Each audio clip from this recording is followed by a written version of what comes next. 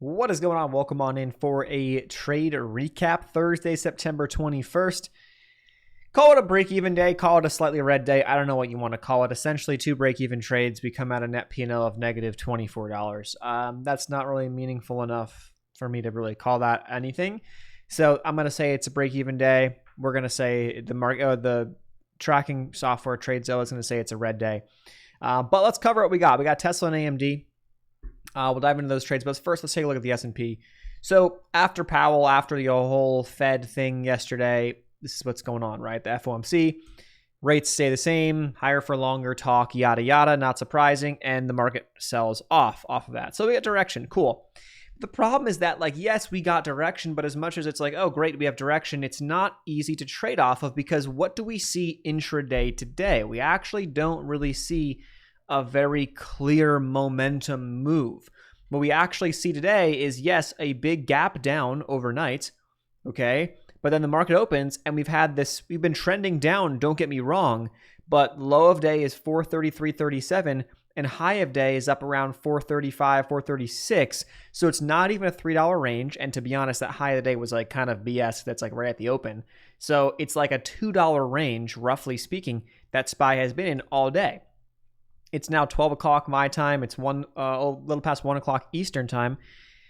And so not much has really occurred. And so a lot of the problem that you sometimes see on these big gap down days, and I'll say, like, here's the daily chart, here's a gap down, right?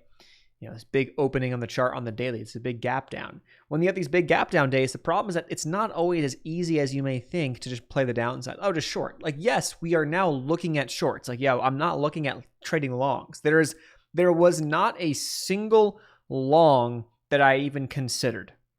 Okay? Nothing. There was nothing. We're not even close to considering longs. You'd probably have to wait till next week for me to consider longs, unless something crazy happens to finish off the day overnight. I don't know. So, cool. But now frame it to now where the weaknesses are, where the setups are and stuff. And you really only had a couple. And I'll go through a couple of those. And there was one slight miss on AMD, but even that I'm not going to get mad about, because I don't think it's a big deal. AMD, weakest of the bunch, right? It's down 3.5% today. Amazon's close behind it, but those are the two big ones that are down the most. So my logical thought process is like, okay, well, AMD is going to be a high watch, right? I see a lot of these levels, or these lows, these wicks in pre-market, and then at the open, coming down to this 97.80 area. We break it. I did not take that. This broke about a minute before I allowed myself to start trading, generally speaking.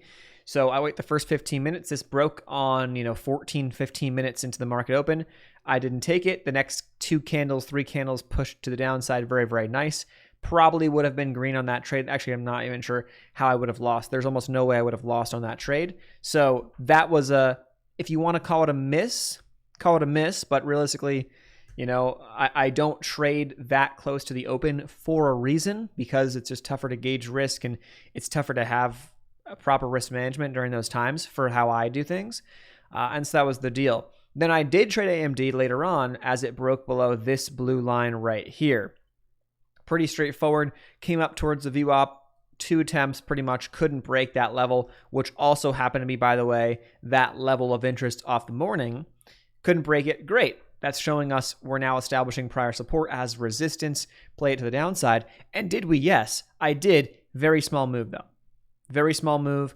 We broke at 96.90, 96.91, and then it came down to 96.45, so about a 50-cent move.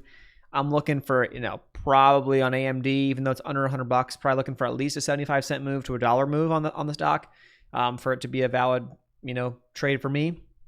Take profits. Actually, on this trade, by the way, my take profit was close. I got close to hitting some take profits. Just it was a couple cents shy on the options and didn't end up working out. So then I ended up stopping out as it came back above this level, just showing me that this does not have momentum. Don't want to be in it, and that was it.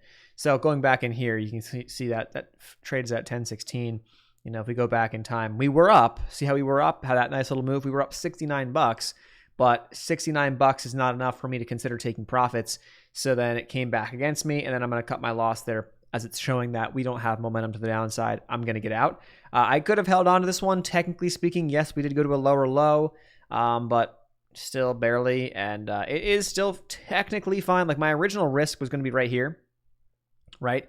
But after we had about 10, 15 minutes of downside push, the momentum is invalidated if we close back above the breakdown point, which we did. Momentum invalidated. I'm going to take my break even.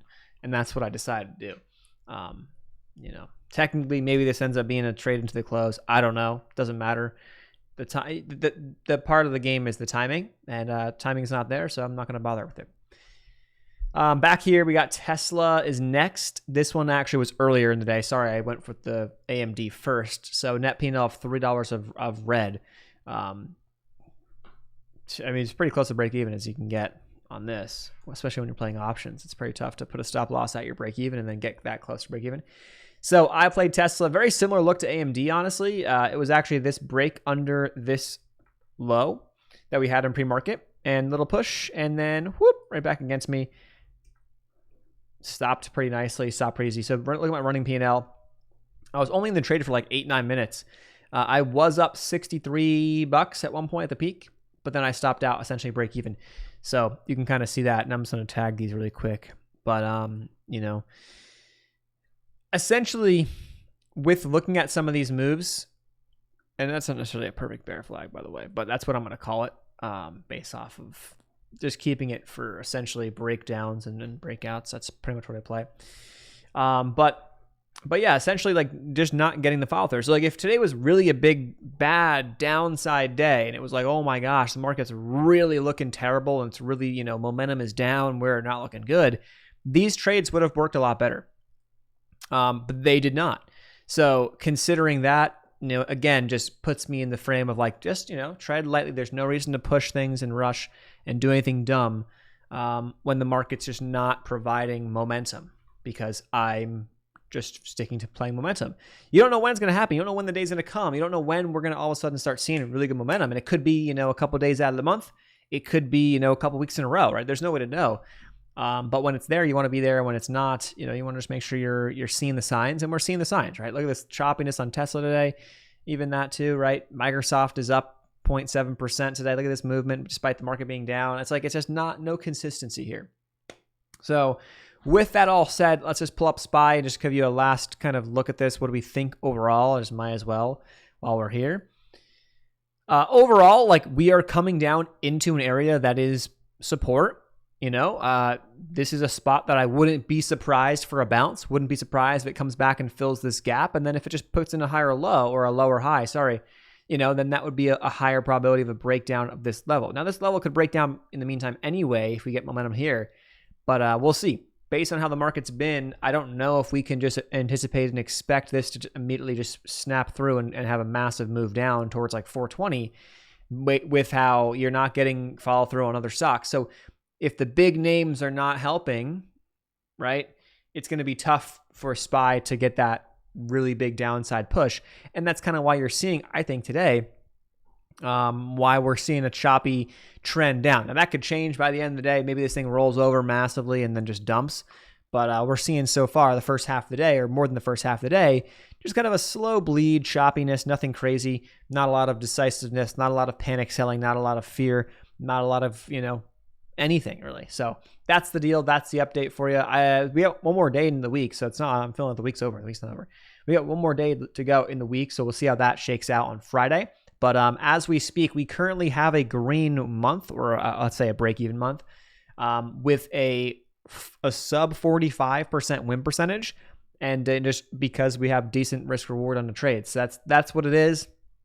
It's kind of skewed with some of these break evens and stuff, but the same exact thing on the other side. If I have a trade where I make $10, it's a break even, but it's going to count as a win, which has happened and it will happen over time. So it'll all average out. I'm not really too worried about it, but it is what it is. This is also the weakest time of the year. We shall see. I track it all here at TradeZilla. I'll leave links to that down below, as well as anything else that I use in the video description box. Like usual, subscribe if you want some more of these videos. Yesterday I did not trade. You can see nothing here. No trades. Did not trade. And we'll be back at it again on Friday if we got some opportunities. See you guys in the next one. Peace.